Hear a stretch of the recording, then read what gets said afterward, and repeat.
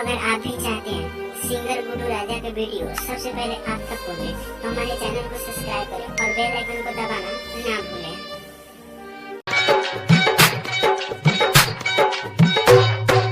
जे दिन तोरा हाथवा में हदीरा चाही हो, जे दिन तोरा हाथवा में हदीरा चाही हो, ओही दिन हमारो आरती उठी जाई हो, ओही दिन हमारो आरती उठी जाई हो।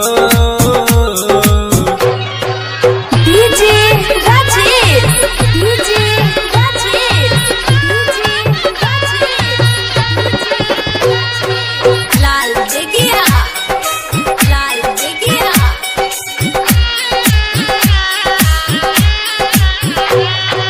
जाके बसी जैबू ससुरा पिया के आंगनवा हो, जाके बसी जैबू ससुरा पिया के आंगनवा हो, इहे सोची सोची के निकलेला पारानवा हो,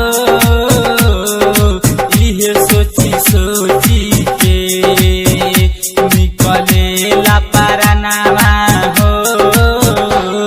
डीजे राजेश, डीजे राजेश।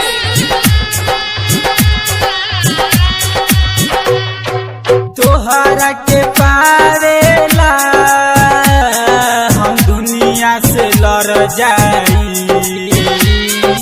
तोहरा के पावेला हम दुनिया से लड़ जाई, हमर ना हो खबू शीशा लेखा बिखर जाई, हमर ना हो खबू शीशा लेखा बिखर जाई। DJ Rajesh, DJ Rajesh.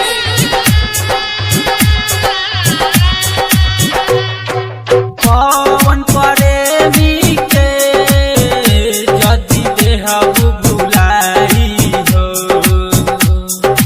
पवन प्रेमी के जदि देहब भुलाई हो, जिए नहीं कहिए हरियो सुनी लोगवन के ताना हो,